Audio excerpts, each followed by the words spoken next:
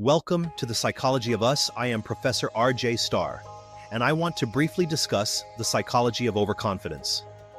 When people think they know more than experts.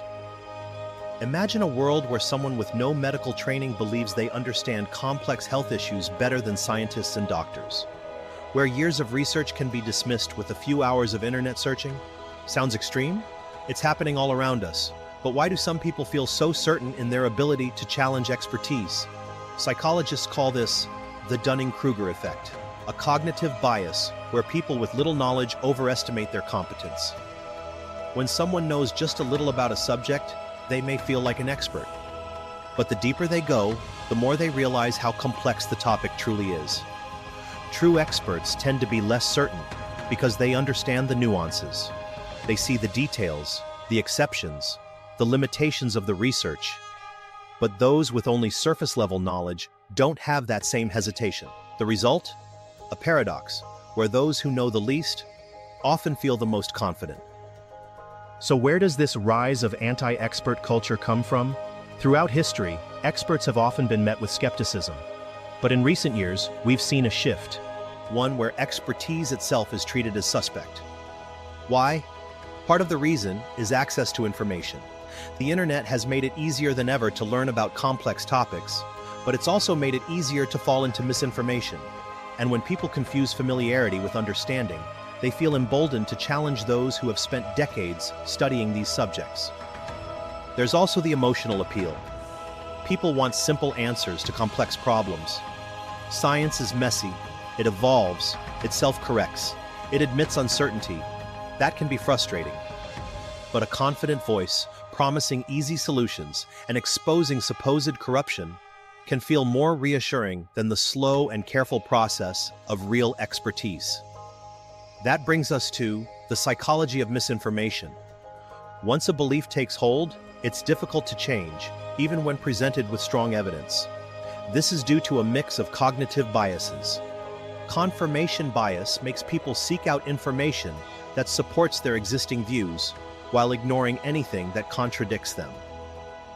Belief perseverance means that once someone has accepted an idea, even overwhelming evidence won't easily change their mind.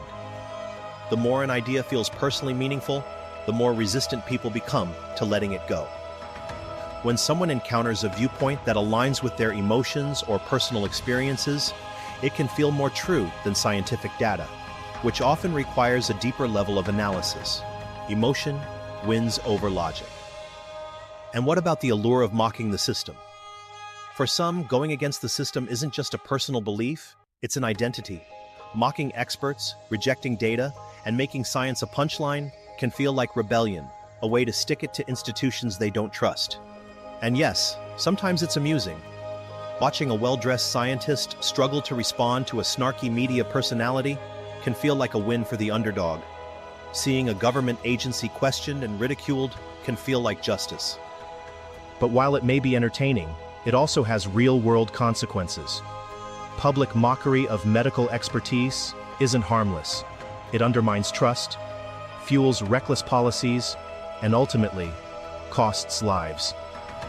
Misinformation doesn't just spread, it infects. And when people act on it, the damage is irreversible. Overconfidence can be dangerous. This isn't just a harmless quirk of human psychology, it has real-world consequences. Overconfidence in misinformation can lead to people rejecting medical treatments, ignoring public health guidance, or even shaping policies that impact millions. When personal belief overrides scientific consensus, the risks aren't just theoretical, they affect lives. A vaccine ignored, a life-saving drug rejected, a public health measure ridiculed.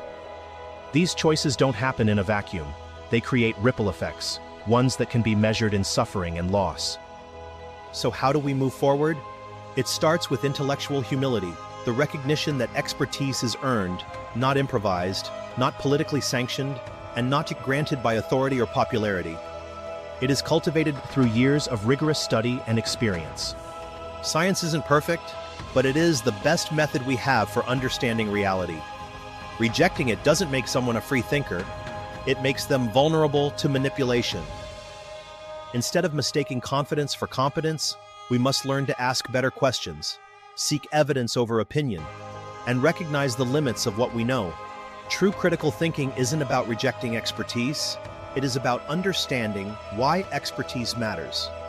If we fail to challenge our own biases as rigorously as we challenge others, we don't become enlightened, we become reckless.